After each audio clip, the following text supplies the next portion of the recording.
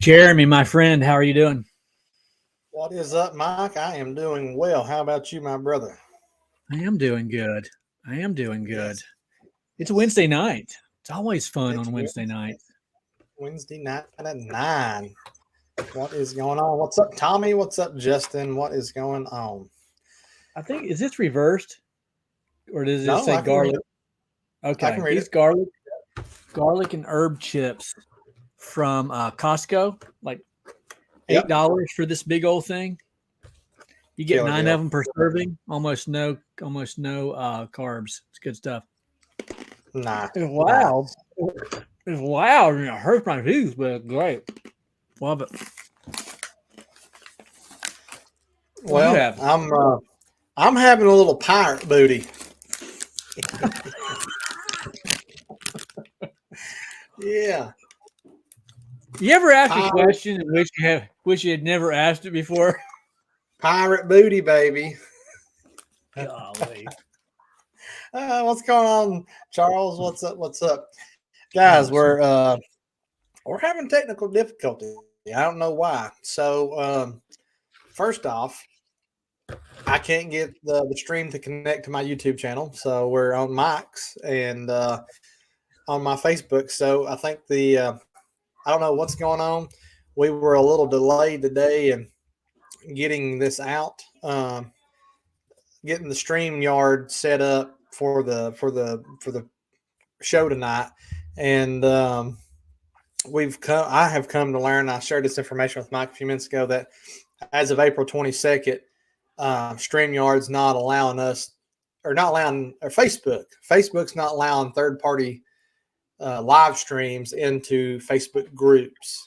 So that's why this hasn't been going live in the WashTube University Facebook group or the Wash Pros Facebook group. So I'm having to go in and manually share that into all the groups. That way, it can still be shown to our friends in those groups. So just bear with me while I'm going through and trying to share that until we can figure out a workaround. That's all right. You know, this is not a perfect science. Or maybe it is, and we're just This not. is not a perfect show. It's not a perfect show. We ought to call it the worst podcast ever. That's what we ought to call Well, you are just, yeah, maybe that's what it is. it. We're just living Maybe up to our that is. name. That's exactly what it is. Yeah, because I'm trying to even get it shared out, and I'm having a hard time doing that. Well, I'm good at talking, so I'll do some talking. So good to see everyone. Hope everyone's doing well. You're going to have questions tonight. Feel free to ask Jeremy questions. He has all the answers. And I guess at a lot of things, but he has all the answers. Hope everyone's doing well. And we had 5 washes today. Michaela, affectionately known as Squirt, she washed 3.5 of those, meaning one was a deck wash / patio wash. She did the patio, I did the deck. But she did 3 houses all by herself. I didn't touch anything besides, well, I did what she would normally do. I did the electrical, property protection. I hooked up the hose to the house and to the truck. I pulled her hoses and made sure everything was untangled from landscape lights and yard gnomes. And she washed 3 houses. I didn't give her any advice or nothing. To the best of my memory, she just did it all. So very, very happy. You was Very a helper excited. today. I was a helper. Yeah, I was a Yeah, helper. I'm excited about her getting her new rig built, and maybe she can sit out on her own, at least to do small washes or just typical washes. That's what I'm excited about. that's awesome, dude. I saw the pictures of the solo wash of the Yep. driveway. That's awesome. That's Yep. awesome. Yeah, and I just posted a video, the full length video of that, along with the washes today. So afterwards, if you guys haven't watched already, be sure to watch and give her a thumbs up, maybe a little word of encouragement, because she does watch the videos where that she's kind of featured, right? So it's kind of cool. That's awesome. Cool. That is awesome. I'm almost got it shared out here. Hey guys, if you're just hopping on, if you're on Facebook, if you're watching this on Facebook, go ahead and share this out to the other wash groups, guys. We're just having a little technical difficulty. If you missed that part, I won't get into it again, but share that out if you don't mind. Good question. Percarbonate. Is that what you're using? I don't wash a lot of wooden decks. In fact, I don't know that I've washed a wooden deck this year. I wash a lot of the composite decking, and I just use SH. But percarbonate mixture, and I don't ask me a good mixture for that. But percarbonate's a good wash for wood, for decking. Yeah, I have some of that, and I'm going to be the guy and say that sometimes I just use a house wash mix on wood. Yeah, for a very basic clean. I don't store decks. I don't offer that. I don't strip them. I hate wood. Wood's my enemy. I don't want to deal with it. So that's what I get it. I get it. I do follow it up with oxalic. However, if I do use that, that's just me. Eric asks Mike, what is the green pressure washing hose that you were using today? Will you follow me around or something? Oh, you watched the video. Never mind. So Amazon, $59, I think. Amazon, just type in green 3/8 pressure washing hose and you'll see it. 50-foot lengths is about $59 shipped. And that's what we use. I use that. That is actually for Michaela. I use the gray hose. She uses the green hose, and or vice versa. But that's it. On a scale of 1 to 10, what's the rating on the green hose? Give us a review. You're asking my opinion? Yeah, the review. I mean, you said it's $60, so yeah, no, that's fair. It's a fair question. So I think that can go both ways. So some people would say, well, shouldn't you pay the $300 or whatever, to whatever, and get a better product? And I would say perhaps if I buy an expensive hose and if it gets a hole, I'm definitely patching it or, repairing it, I should say. But the $60 hose, if I get a hole in it, I throw it out. I just throw it out. So it's new, so it's hard to say, but I have absolutely no problems with it, and it functions just like the gray. It's non-marking, fairly lightweight, single wire hose. That's what I prefer. I don't have those big guns like Jeremy has, so the double wire's out. Single wire for me. I'm out on the double wire. I have no desire to run 2-wire at all, ever. I have never owned it. I will never own it. I only have it on my bypass lines, and those are heavy enough.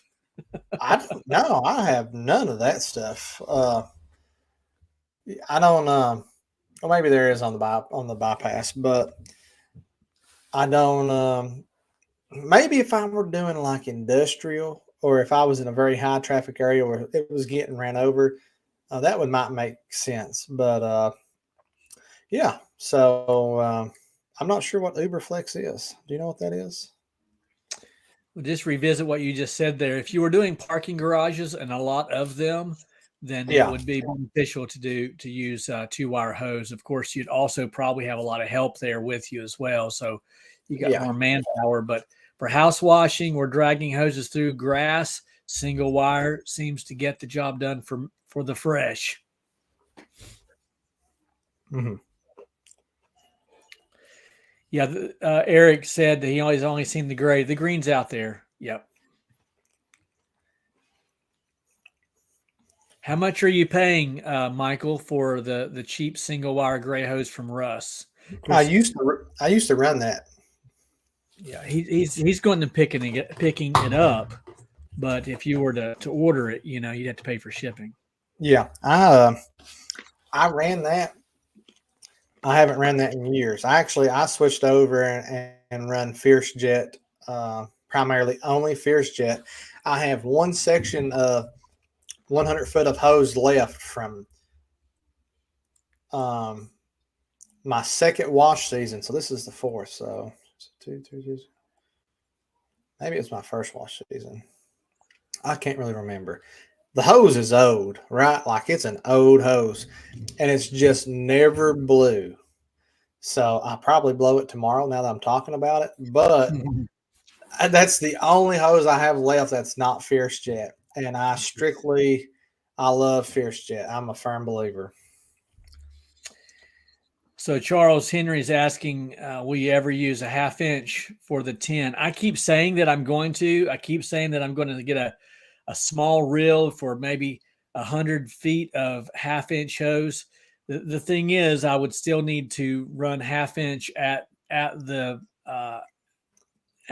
31 inch mini Mondo, and I would need to remove the gun, to make all of that make sense. But I've always heard that the best thing you can do is run 1/2 inch hose the first 50 feet. I just have never done it. I just need to kind of do it, I guess. I just need to do it. Yeah. So I have 50 foot of 1/2 inch on my reel that I seldomly ever pull off. And really, the only time it ever gets pulled off is if I'm running both machines and there's two of us working and I need 200 foot of hose on both machines, then that's when it gets pulled off. But from my machine to my my hookup, my little tree, I call it, I'll run 3/8. So it's kind of really defeating the point because it's from 3/8 from the machine over to the plug, my plug-in, because I don't use my reels. So is it even really being beneficial? Probably not. On residential, not enough to make a difference. I just don't know that it's worth the extra effort. I'd be interested in seeing someone's rig and getting their opinion of it, but who runs the 1/2 inch. But. Yeah, well, I mean, and you can probably attest to this, but I'm running 200 feet of 3/8 hose on the 10 gallon, and I'm still getting 3,000 psi. So I don't really see a point of needing anything any bigger, in my opinion. So I'm wondering if there's someone out there tonight who has a WWJD for Jeremy. I don't have one tonight. I've kind of racked my brains, and what I've come up with is to ask you guys if you would message me throughout the week some of your questions that you would, those WWJD questions for Jeremy. What would you do in the event of kind of a thing? I like to stump him, but so far I haven't been able to stump him, and I don't have one for tonight. So maybe somebody has a question for Jeremy. Yeah, come on, hit me up, guys. We're just kind of doing a Q&A tonight.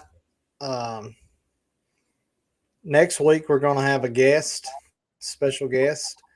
I'm not going to reveal who that is tonight, so that way you can come back next week and see who it is. That's right. That's right. We're edge dwellers, just on the edge of our seat. Let's see, Jeremy, did you get those 40-degree tips in your Mondo yet? So, Bill, I don't. They're outside. I actually have them. I got a little bit of maintenance work I need to do to my Mondo. I need to put I got one swivel going bad. I noticed that. So I'm just going to replace both swivel cartridges. And then I've got 40-degree tips. And I also ordered some new 25-degree tips from Russ.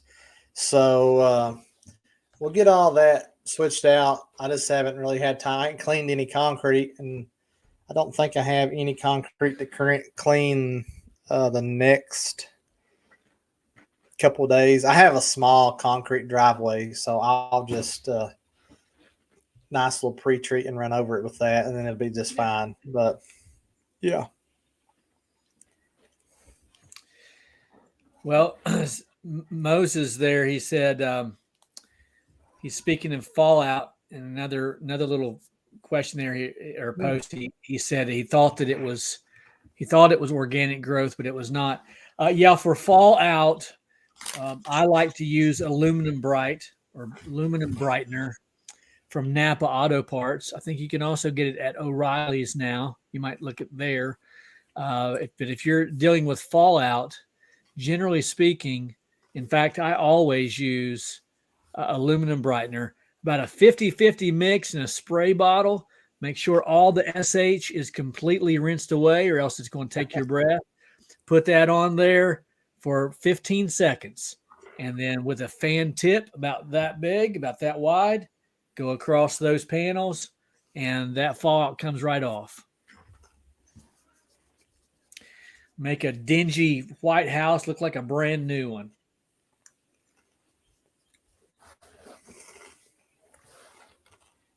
Well, somebody said we ought to have Joe Deary on as a guest. Who's that? I'm not sure who he is. Oh no, maybe he's Joe Deary. He sounds like a Yankee. I tell you, that's probably Deary. Yeah, I'm not sure. Yeah. Not sure who Let's he see is. here. Here's your one, Mike. I have heard they have a red algae that appears on siding. Is there such a thing? You ran into this, Mike? I have friends in Alabama and Georgia who talk about mustard algae. Mustard algae. That's what they call it, mustard algae. And they remove it with SH, but it takes a heavy percentage, 2 and 3% to get it to come off. So if that's what you're speaking of, then yeah, you're not going to get that. Red fungus. Mr. says, yep, red fungus. Straight, as I said, they're probably talking about the same thing. And yeah, you're going to have to use straight up stuff. Just be careful with all the plant life around you. So I have had this, not often, but it's usually lower on the vinyl side in the house. I've only had it like 2 times, so I can't really speak. I first come across it, I said, what is this stuff, man? Like, I had no clue what it was. I was like, the house come out perfect. And I said, what's this on this bottom couple strips? And sure enough, man, I had to absolutely nuke it to get it off there. And I was like, this is stubborn. But it's not, I hate to say it, at least where I'm at, it's not a very common thing. Yeah. But I've never heard it called red algae. Stubborn algae. That's what it's called. Stubborn algae. Yeah. Hello, Jerry Myers. It's always good to see Jerry. Yeah, what's going on? Here's your question. How do you fire a customer if you no longer want to service them? I raised my price big time and it worked. Still didn't sit right with me. Well, I guess there's a couple ways you could do this. Is this a WWJD? Yes, it is. This is a WWJD. Yes, okay. So here's what I'm doing. I guess it depends on the situation, but if it's bad enough to where you don't want to work for them no more, you have options. You don't answer the phone when they call. It's kind of not good for the business. You could just put them off when you talk to them. That's an option. Well, we're booked out. I'll have to call you back. And then, it's just kind of one of those things you forget to call them back. Yeah. And then eventually, sometimes they get the hint on that. Or depending on the situation and how bad it was, is you could just say, sir, we're not going to work for you. Yeah. This is our last dealings. And just call it that. I mean, it's just that straight. Or like you said, just raise the prices or you don't have to serve them. I don't know. Yeah. So, Michael, I think about what would my wife say? My wife is the most level-headed person, quick thinker. I definitely don't get that from her. She's amazing in that way. I panic and I lose my cool and excuse me, I fly off the handle. So what would my wife say if in that situation? My wife would say, always do things professionally. So you offer a professional service. If they're willing to pay for it, then service that customer. Which, in a roundabout way, is as long as they're willing to continue to pay even this upgraded price, then you continue to serve them. One of the reasons that it frustrates us so much when customers are combative in some way is because we feel like it's not worth it. Could we agree there? We feel like it's not worth it. Well, you have to make it worth it. And if making it worth it means raising the price and they still continue to buy, then I think you just continue to serve them. But then you have to also ask Jeremy, like, what is it about this customer that I don't like? Is it because they're too picky? That's probably not the best reason to not service them. Is it because they keep canceling? If they keep canceling and then want you to come and they're harassing you, you can block them. You can just block them and blacklist them. I have a few that I've blacklisted, but I think I might have 5 or 6 that I have blacklisted, but most of those are for non-pay or they want to talk me down. They want to talk my price down and just keep really spending too much time trying to talk my price down. In that case, I blacklist them and I just don't return their call. Yeah. I think it's fair depending on the situation. Yeah. Yeah. I like what Bill says here. Where'd it go?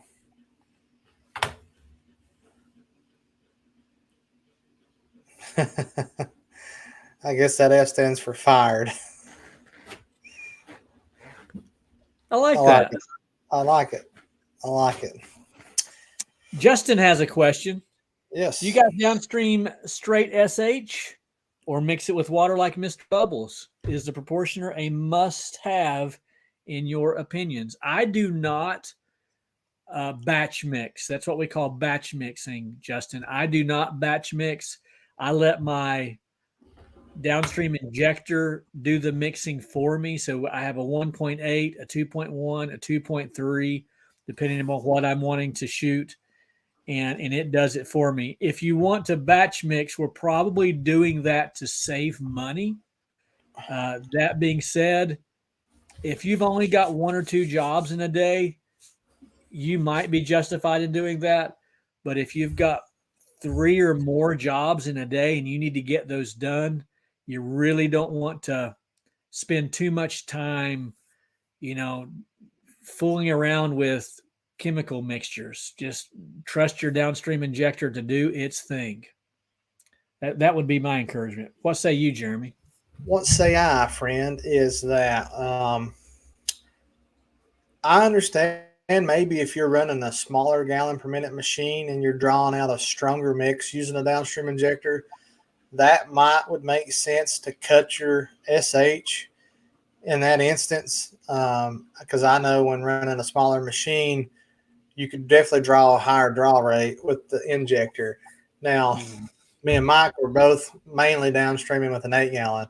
So generally at best, with a 2.1, a regular 2.1 injector is probably right at 1% maybe. Or less, yeah. Or less. And I'm going to say that could very well depend on how hot your SH is when you get it fresh. Is it over that 12.5%? Or is it right at 12.5%? How long has it been setting? It don't usually set very long because we go through it a lot.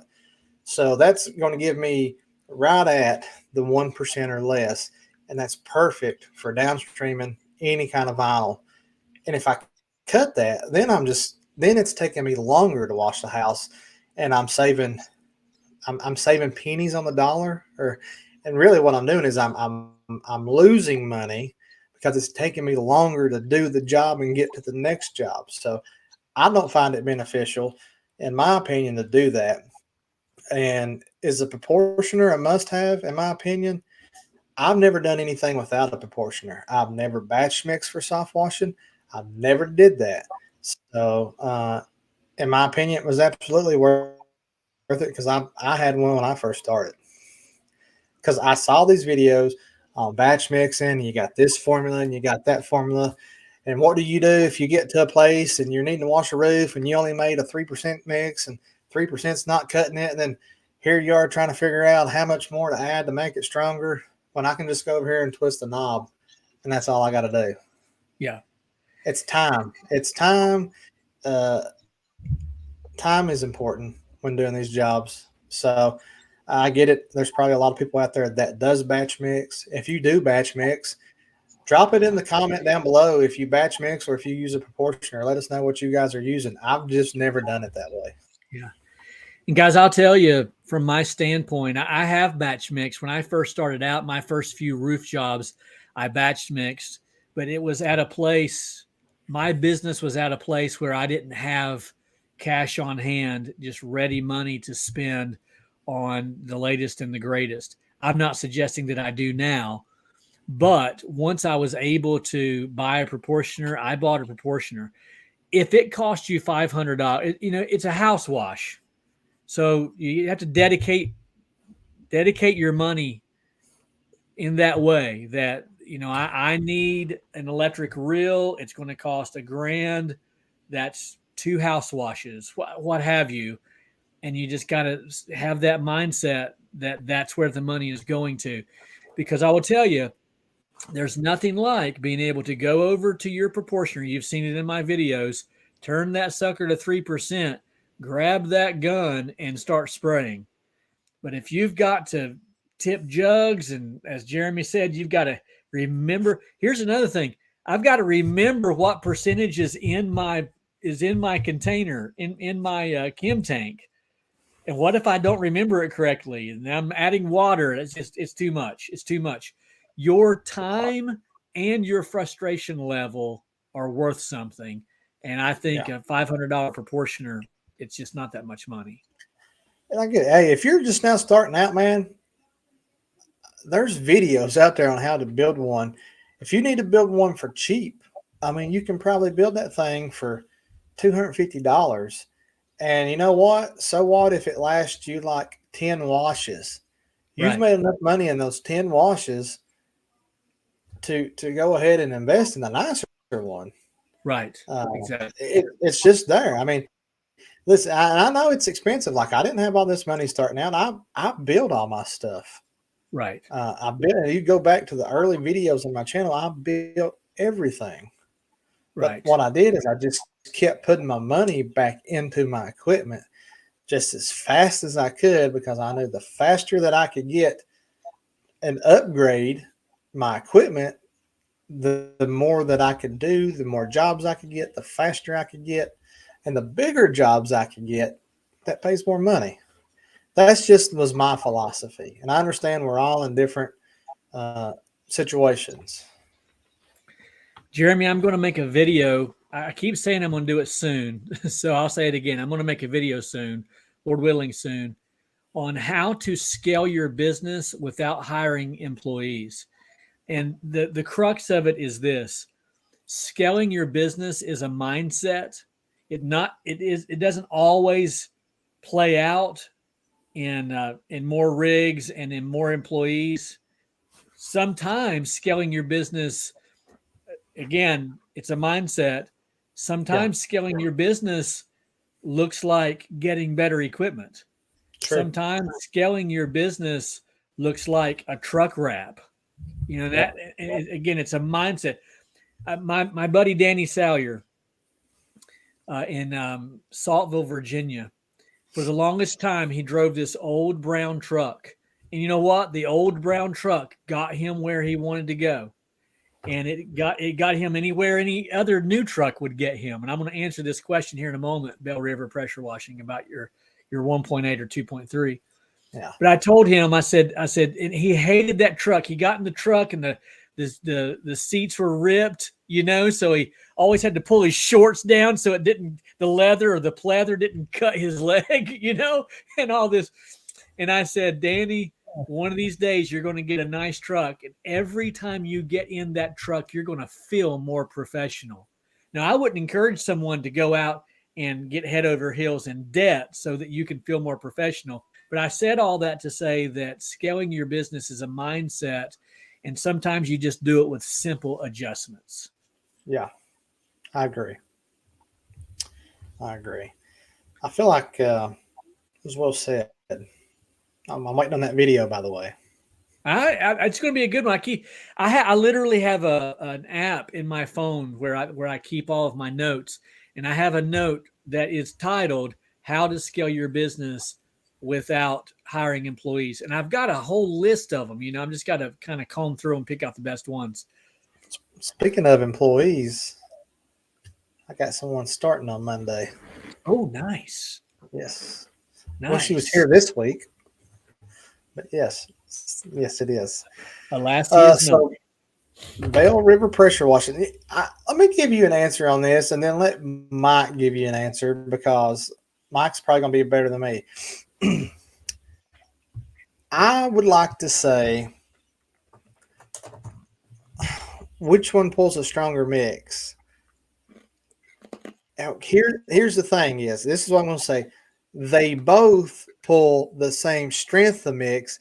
It's how much water it lets pass through that determines the strength of the mix. Right. That's all it is. It's the orifice size. An injector is an injector, because you can take the orifice out and put another orifice in. And all that is a 1.8 is going to be more restrictive of the water, not letting letting less water pass through to mix in with that, thus giving you a stronger chemical at the end of the gun, because it's less water. The 2.3 is a bigger orifice. It lets more water pass through, therefore diluting the chemical strength more. That's my answer on that. Well, that's well said. That's exactly what I would have said. I might add an analogy. Jeremy just mentioned that it gives a stronger or a weaker solution at the gun. So you could take that same downstream injector, 1.8 or 2.3, it doesn't matter. And instead of putting it at the machine or at your unloader, or at your bypass, you could actually put it at your gun. Yeah. And then put a hose, 10, 15-foot hose, just as if you were X-jetting. In fact, Jeremy, that's how I began downstreaming. It was more of an upstreaming than it was a downstreaming. But nonetheless, when I first began, God's honest truth, I got to share this. I didn't know that there was any other way. I mean, I had a downstream injector, but didn't know how to use it. I'm ashamed to say this, but when I first started out, I thought you put the downstream injector at the gun. And I carried a bucket with me, and I would literally I knew it would take 4 to 5 gallons of bleach per house on average.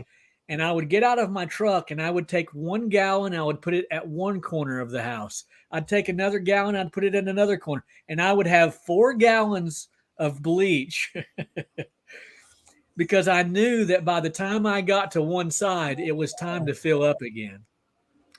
So the whole point is, if you were to take that downstream injector and put it at your gun, you would get a very strong mix because it's not being diluted by 150 feet of water. Yeah. So that kind of just an analogy to kind of puff up what Jeremy was saying there. He's 100% correct. There is no difference in the injector. It's the orifice which allows more or less water through. So the 2.3 allows more water through. It's a larger hole, so it's a more diluted ratio. A 1.8 is a smaller hole, allows less water through, so it's a less diluted ratio, stronger. I'm a fan of the 2.1, and you didn't even mention it. That's kind of the sweet spot. It is. That's really been about the sweet spot on about every machine I've had. is the 2.1. Yeah. But Now, once the weather gets consistently, we were in the 80s today, but once we get consistently in the 80s, and then certainly in the 90s, I will go to a 2.3. I won't need as much toxicity, but also with a stronger mix in the hotter months, you're more likely to burn plants. So it's better off. You're better off to use the 2.3 in the hotter months. yeah, I just generally run the 2.1. I might have to try Mike's analogy out on that. And Eelcast games, brass or stainless injector, it don't matter. I don't know that it matters. I like my stainless injectors. They're just going to hold up a little bit longer. They're a little bit more money, but they hold up longer. But I got a brass injector on the one I'm using right now. But I'll tell you what, if you're not flushing out your injector and you've got a brass injector with a brass nipple, that nipple is going to be going real quick. Yep, sure enough. Yep. Didn't the Beastie Boys have a song called Brass Nipple or something like that? Oh no, Brass that was monkey. Brass Monkey. That's right. That's what that Brass was. monkey. That funky monkey. We're still going to pray at the end of the show, right? Yeah, it's your turn tonight. So It let's see what kind of song you get. That's right. We've got a lot of comments here. We do. And I'm a fan of a check valve injector. You get just a little bit stronger mix with the check valve. And you can rebuild those. All it is a spring in a O-ring, I do believe. So you can buy rebuild kits for those as well. So that's that for me on the injector talk. Amanda Messer. Hold on. What? Amanda Messer. Brass nipples. I got those, baby. Yeah, you did. Yeah. Justin has a great question. What's the best way to get reviews? He says, I constantly have customers say they're going to give me a review after I ask them to, and they never do, even when they are ecstatic about the job that I've done. Yeah, if I had a review for every customer said that they were going to give me a review, shaking my hand, waving at me as I'm leaving, then I would have 5,000 reviews. I don't know what the ratio is for me, but my review per request is quite low, and I have 260. Maybe I have 272 reviews or something like that. So you just don't even know. Correct. Just because I'm curious now, I'm gonna see how many I've got. Well, the best way is to ask them, and what I encourage people to do is to ask them in advance. You know, I'll say, Nancy, if I do a 5-star job for you, will you give me a 5-star Google review and a few kind words? They always say yes. They always say yes. And then remind them of that afterwards. I often forget to remind them, but now my Markate app always sends them a link to my review page. And then I haven't done it in a long time, but I will also send them a link afterwards reminding them. But I don't want to be a pest, you know. I'm a pest. Are you? I'm a pest. I ask on the spot, and if they haven't done it, and then 2 days later they get a follow up, and then about 3 days after that they'll get a follow up. I'll send about 3 to 4 messages within a week, and if I ain't got it in a week, then there's that. Sometimes I have these people, and correct me if I'm wrong, I'm not real sure, but you have to have a Gmail account to leave a Google review, I think, because it always asks you to put it in there. So I don't know that there's a workaround on that. If you know there's a workaround on that, put it in the comments. I'd like to see it. But a lot of times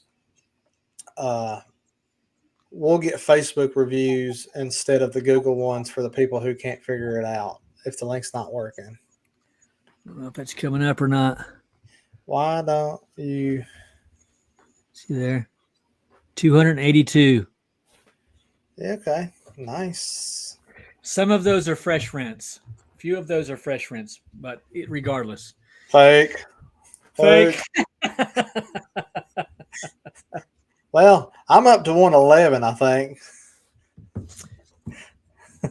Yeah, and then Sam, I think Jeremy, you have a Google review card, don't you? I don't. I have yet to buy one. I should. Okay. I thought you did. Okay. I'm sorry, Gabriel. I should get one.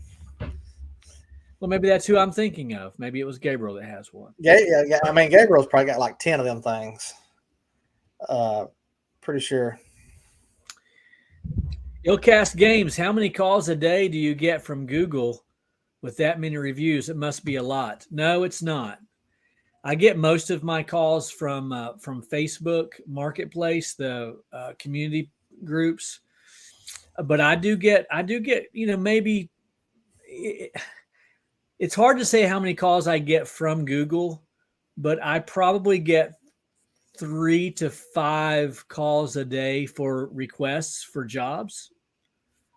And I'm at about 70% closing rate. Keep in mind, I don't do in-person estimates, so I could definitely up my game if I were to do that. But at 5 to 7 stops a day, I just decide I don't want to do a lot of in-person. But I would say I get three calls a day maybe from Google. I'm guessing. Yeah. Well, you don't need to do a lot of in-person reviews if you're doing that many jobs and you're closing that much over text and phone or whatever. There's, Just leaving wall. Oh, let me before we get into this. Little's pressure washing is just leaving Walmart and got a notification.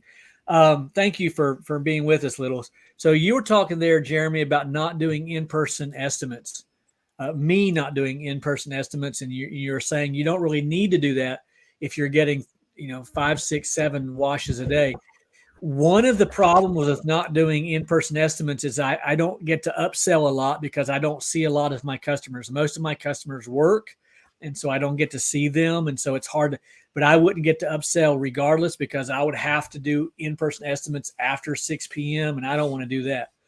So one of the things that I'm considering doing, Jeremy, is making a 1-minute video, a top-notch banger video of all of my services, and then announcing or just saying in the video, be sure to have Mike perform 3 or 4 services or wash 3 or 4. I don't know exactly how I say that, and enjoy a 10% discount when you bundle multiple services, something like that. So I am hoping to upsell more jobs through video. That's one of the things I'm automating or hoping to. I was trying to look at my list here. Let me glance at this. Michael Lowe says closing 80% doing in-person, and here it goes blah, blah, blah. I'm too cheap if I'm close to that. I get that. I have 11 in-person estimates to do on top of washing in the next 3 days. And that's not counting what's going to come in tomorrow, Friday, or Saturday. That's just what come in the last 2 days. And these are not your smaller size house jobs. These are complex 3 to 5,000 square foot houses, 2 stories with all these dimensions on these roof washes. So I kind of got to go see them because some things you just can't do. Now I have gave like 2 over the phone estimates based off the pictures that were texted to me, but it is hard. It is hard, but I think that's one thing you got to do when those are the kind of the houses that you wash. Right. Mine's not straightforward 2,000, 2,500 square foot houses, 2 stories. They're just a wide variety of. Yeah, you do wash a lot more larger houses than I do, and more often than not, it pays off to do in-person estimates with those. Yeah. Michael Lau says, that Mike's taking notes from Cody Yarborough on upsells. Yeah, that's a fact. While we're here, would you like for us to watch this or that? And yeah, there's a technique to that. I do okay with that, but only if the customer is home. It's by the way, by the way. Hey, Bill says here, I'm kind of interested in this. I upsell through the proposal kit in Marquette. List all services there with before and after pics. The client sees that before they get to the estimate. I don't even know what that is. Yeah. I've never checked that option out. I'm interested.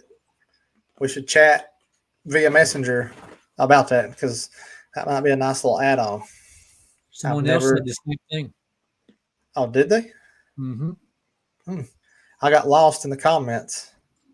Right there. Oh, you know what? No, it was the same. It was the same person. Sorry. Yeah. Mr. Jud West is in the house. We know Jud West. Jud West is good people. Jud West is good people. Mr. Jud West, if you're still in the group, just let me shout out very, very quickly that I have some of your artwork nearly complete. And by this weekend, I should have everything complete. Just letting you know. Absolutely. Jud, we'd love to get you on the show sometime. You let us know what your availability is, and we'd like to bring you on.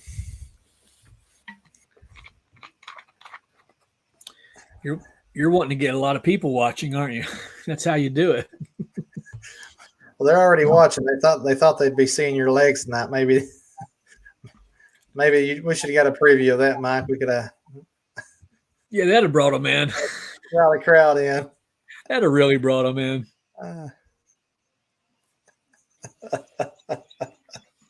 So Jeremy, can we talk about your in-person estimates for just a moment? And not to put you on the spot. I know you haven't prepared for this, but what does that look like for you? You've got 11 in-person estimates coming up. Yeah. How do you do that as a full-time washer, full-time worker at the hospital? How do you manage to do all of that? And then right up here in your noodle, allow that to make sense to you? Because I'm different. Yes, you are. I'm built different. I'm just built different. I jokingly say that, but sometimes I feel like I am. Well, no, you must be. I couldn't do it. Yeah, I mean, I don't know, man. I just make it work because I know I want my business to work, so I just got to make it happen. That's my philosophy. What I like to do is, like, I always tell them, hey, our week is full. We're going to be doing some estimates on this day while we're in this area. I said we have washes scheduled, but once we go from one wash to the other, I would love to drop in and get that estimate worked up for you. And usually it's okay, or do you have a time? And a lot of times it's like I don't have an exact time, but a lot of times my in-person estimates doesn't necessarily mean that the person is home. I just need to be at the property to see what I'm going to be washing and what I'm doing. A lot of the times they are, sometimes they're not. I don't know that necessarily has affected my close rate. It always feels better when they're there and you can give the estimate to them right in person instead of sending the email. But I close them by sending the email when they know that I'm there. So what I'll do is I'll drop in, I'll get my measurements, we'll talk about what they want. I might say, have you thought about this? What do you think about that? I explain our process. I explain what softwashing is, because here in Southeast Kentucky, man, 95% of my customers don't know what softwashing means. And here's what I tell them. In the most redneck country way that I could think of telling someone what softwashing is, I say, hey, man, it's like taking a shower. You get in the shower, you got your water on, you use your soaps to clean your body and your shampoo to clean your hair, and then you just rinse it off and you're clean. Yeah. I said, well, that's what soft washing is for a house. Oh, okay. I said, you get in the shower, you're not a lot of pressure to take a shower, are you? No. I said, okay, that's pretty much what it is. Yeah. So it's like it clicks with them. And when you explain the process, and maybe I could explain it in a more professional way, but I just explain it in a way that makes sense to just about anybody that you would tell that to. You could tell that to an 8-year-old kid, and they would know what Softwash is if you said it like that. Well, once again, we're the same person because that's the analogy that I use. And I might start it out a little bit differently. I'll say something like, my crude analogy is, and then I'll lay that shower emphasis on them. Yeah. My crude analogy is, Nancy, it's very much like as you would take a shower, you don't just rely on pressure, you use solutions and soft pressure or low pressure to wash your and we care for your home the way that most people would care for themselves in the shower. And again, if you preface that by saying this is my crude analogy, then they don't take it so crudely, right? I tell them in advance it's my crude analogy. But no, 100%. And then I'll also say, Jeremy, that I've watched your house washes. You wash for people who have a lot of money. And it just seems like most of my washes are very cookie cutter. You guys watch my videos and you're just seeing the same houses every single day. And that's why I don't always video every house wash, because it's kind of the same thing. And it's very redundant and very cookie cutter. And because of that, I can kind of know by looking at a Google Earth image of a house about how big it is and about how much I need to charge. And my people in my area, even just today, I talked to 2 different couples who were senior citizens. And this is how it plays out for me, and I'll be quick. Nancy calls. She's 70 years old. This happened twice today. And her husband's in the background telling her what to say. If you've been there, or vice versa, he's on the phone and she's telling him what to say. And I'll say something like this. I'll say, Nancy, I hate to be rude, and I always feel odd asking this. And she says, "Oh no, that's okay. What do you need to ask?" And I don't mean to be playing into their hand, but I'll say, do you text from your phone? And both times, these people that were well into their 70s, I'm guessing, but I think I'm right about this. They both said, "Oh yeah, we text from our phone." So we're getting to that place where even the seniors are texting from their phone. And I'll say, because I'm driving and I don't feel safe texting while driving, now I'm showing them that I'm safe and I'm responsible. Would you care to send me your name and your address along with the list of things that you want washed? And this evening, when I get home, I will sit down and I will send you an itemized price list of every single element plus a wash date. And Jeremy, I can almost finish their sentence. They almost always say, "Oh, okay, sure, that's no problem," as if they're elated that I'm not coming to their house to give them an estimate. They were expecting me to, but they're happy that I'm not. And so I take it, at least in my area, that people don't really want you to do in-person estimates. I'll shut up now. That's fair. That's fair.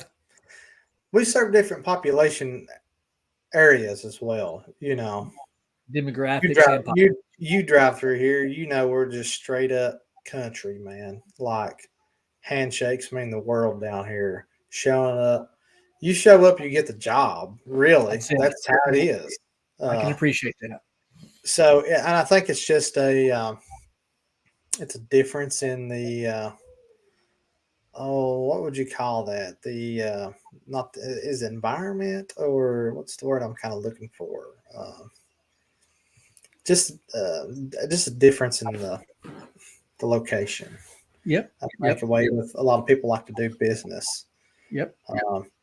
The dynamic of customers based upon your geography. There's a lot of things that play factor. Yeah, absolutely. Well, thanks, Sam. We appreciate that. What do I think about quote IQ? Couldn't tell you the first thing about it. I don't know. Never used it. I'm a Marquette guy. Mike's a Marquette guy. Yeah, I use only Mark 8, but I'll also tell you that's all I've ever used. So Quote IQ may be 10 times better. I'm not sure. I don't know what it costs. I know nothing about it. I know those guys. I know all those guys in the core 4.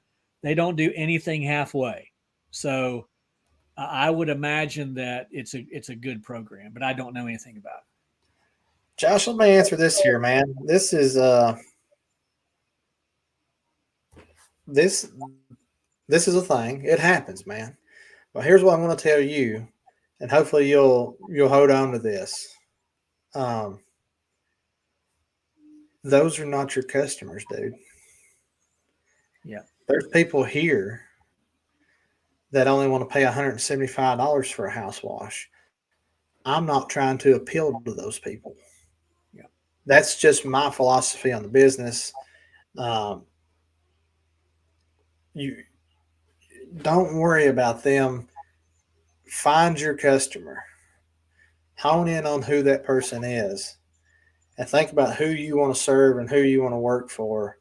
And that's what you need to go after. Don't worry about these people who are only wanting to pay $150 or $200 to have their 3,000 square foot house wash, because there's people here like that. And I run across them too. I'll give an example. I got a call to give a house wash or a quote. How soon could I do it? I was on the interstate. I was done. I was going home. I was like, I'll go do it now. I get down there. It's probably a 3,200 square foot vinyl siding house with a garage and a driveway. And just to give you some reference, I don't know if it was technically that big. It was probably 2,500 square feet. It was a 2-story house, probably something close to, like, if you watch Mike's videos, a normal house that Mike would wash. It's pretty, probably in that 2,500 square foot 2-story vinyl with a driveway.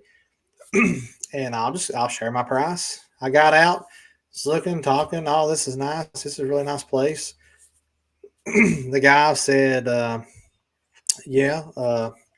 we would, I don't really care. My wife wants it done. It don't bother me.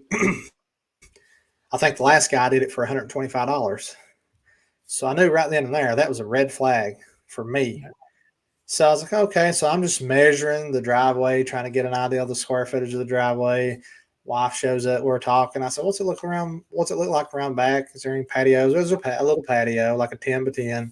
So we're walking it and we're talking, and she's like, yeah, I think the last guy we had he did the house for like $200. And I was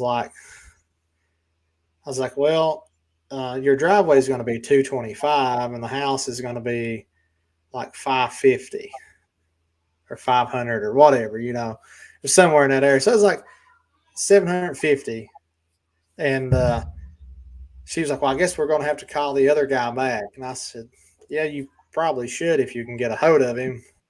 And I told the customer that. I said, and this is just it.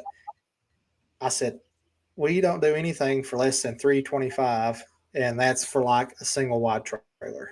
Right. That was, and I'm sharing a real experience that I had this week with real numbers with you guys, just to show you that not everyone is going to be your customer, and that's okay. Stand true to who you are and what you're trying to serve. Jeremy, I'd like to give an example as well.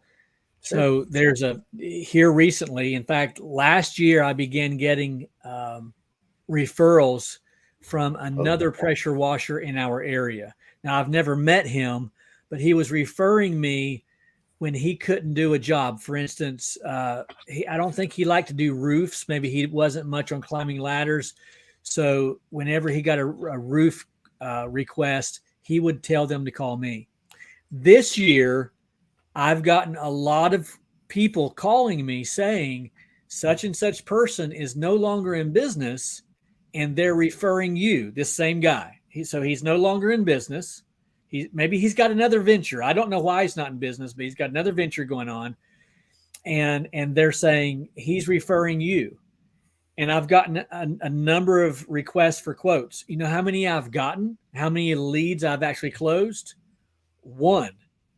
And it's because when I give them my price, they don't even respond. They're not even giving me the courtesy of saying, I think I'll look elsewhere, or if I can find it in the budget. They're not even responding. And today I watched one, actually Michaela watched one. And it was one, I only landed one, and it wasn't the best experience. So what I want to tell those customers is, I realize you don't want to pay my price, but you understand why he's no longer in business, right?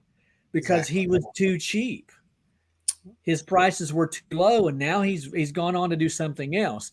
Again, maybe he wanted to do something else. I don't know, but nonetheless, I don't know that I want those customers, because they're not going to be happy. They're not. First of all, it's not mutually beneficial. They feel like I'm already charging them too much. I want my customers to feel like this is mutually beneficial. My price was fair. Come do it, and that's all I'll say about that. But don't charge too little. Yeah. Yeah. I mean, and I share that, and I generally don't share like a whole lot of numbers, but that was a real life experience just this week, or this weekend. I guess you could say it was a weekend. So Yeah, I get these, Andrew. Andrew says, I did a quote for 1100, two-story Victorian, got told it was too expensive. I get those. And then you know what's so weird, Andrew, is that sometimes I'll give a quote that I'm just assuming is going to be too much. I mean, I'm looking at the house and I'm just thinking, I almost feel guilty giving this quote. And it's just the same quote I'd give anywhere else. But because the house is either, maybe it's just it's just not in the best neighborhood. Let's just go with that. Not in the best neighborhood. And I think, wow, I feel bad about even giving the quote. And you know what? They say, absolutely. How soon can you get here? yep. Like, you just can't figure out customers. So you really have to price it the way you feel comfortable pricing it, and let your customer base be your customer base. And I think that's what Jeremy's trying to say. That's it. That's pretty much it. Spot on right there. Yeah. Doug's vlog. You talking about Dan's vlog, Mike? Dan's got 5 trucks. He must increase that price. I think we all learned a little something from Dan's vlog when we started. Well, I've noticed lately, Jeremy, there's a lot of signs in my area in yards, obviously washed. These homes have been washed. And it says starting at 129. Yeah. Starting at 129. And I'm passing some of these homes, and I know that he's probably getting more than that. He's upselling them, and maybe one side is 129. But I'm thinking, I don't know that I want to work for customers who are looking for the cheapest price. I'm not. And that's not even me being arrogant. I don't mean to be arrogant about it. I just don't know that I want that to be my target base. Yeah. Yeah, absolutely. Let's see. I'm right there with you. Let's see. How long does it take you to wash a 1,300 square foot ranch? I don't know that that's a fair question, because it depends on your equipment. 30 minutes. Depends upon if I'm wearing shorts. If I'm wearing shorts and the customer's there checking out my legs, it sometimes I'll purposely walk slower. He might be there all day. He might be there all day modeling. Strutting, baby. Strutting their front yard's a runway. Their sidewalks are runway. I love it. I love it. I love it. I feel like I missed a question somewhere that I had on mine. Speaking of price, we was talking about price. Fundy spray put a price range on the FAQ website for a typical house wash right before the lead form. So I think this is a great idea. I really do. Or, even saying house washing prices starting at whatever, to give some sort of range. And I don't know that Zach is watching tonight, but Zach's one of my semi-local guys. We're in the same area. He's next town over. We cross paths a lot. We text a lot, and he's put his house wash prices on a range based off the houses. And I thought, hey, that's pretty ideal. That way, if they come to your website, they kind of know what to expect. Like, house ranging in this size is average between X and X.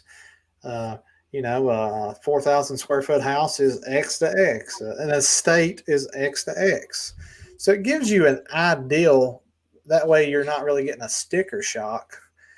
I don't see a problem with it. I kind of like that ideal. Don't know how you all feel about that, but that's just what I'm thinking.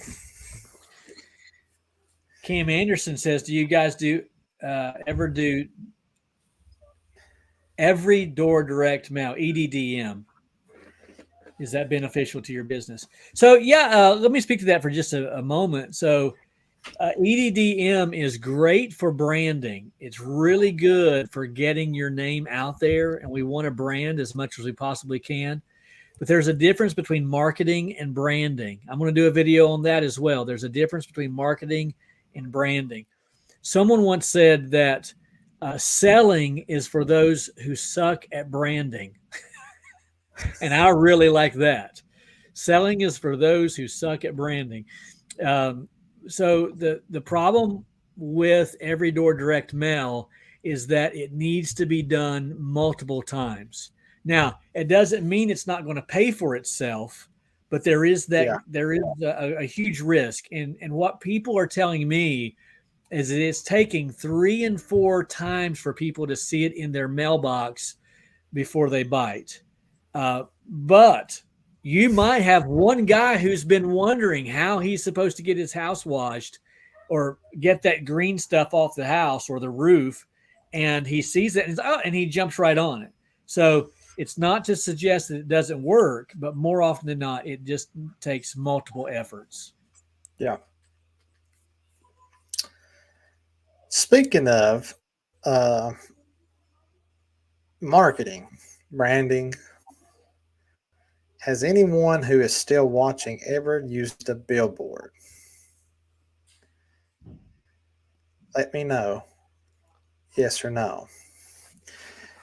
I'm not sure how beneficial a billboard would be in a more populated area, an urban area, I guess you would call that. I feel like out in my neck of the woods, a billboard has some potential to do fairly decent. I could be wrong. I might be wrong, but I've thought about gambling with getting one for 3 to 6 months just to test the water. And I know I always hear all these gurus and experts like, well, that's a waste of money. Well, is it? Because you're branding and you're in front of thousands of people locally that's driving by that every day. So really it's a branding mark. But hear me out.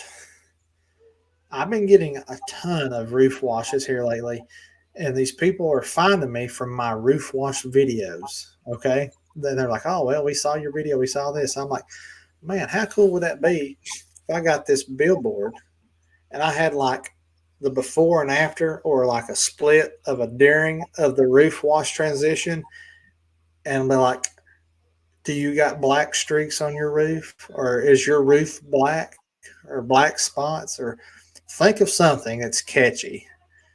Logo, phone number, free estimate.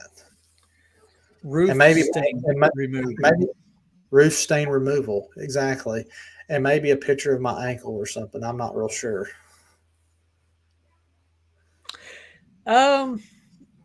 You lost me there at the ankle thing, but maybe a picture of my ankle. So, since we're talking about the billboard thing, I think you're onto something there. I don't think that you're far off at all when you talk about the more populated areas. It may not be as beneficial because in a more populated area like Cincinnati, you don't just have one billboard. You have, we have billboards all over the place, and I never see any of them. The reason I don't see them is because they're everywhere. Yeah. So I think in a more rural area such as yourself there in Corbin, I think people are going to see it, and it might it won't just set you apart, but it will create a mindset of your potential customers that this is someone who's professional. He's made the billboard, right? Yeah. So you might be onto something. I'm thinking about it. It's crossed my mind. Yep. I like it. Got a serious question for you, Mike. Favorite kind of cereal?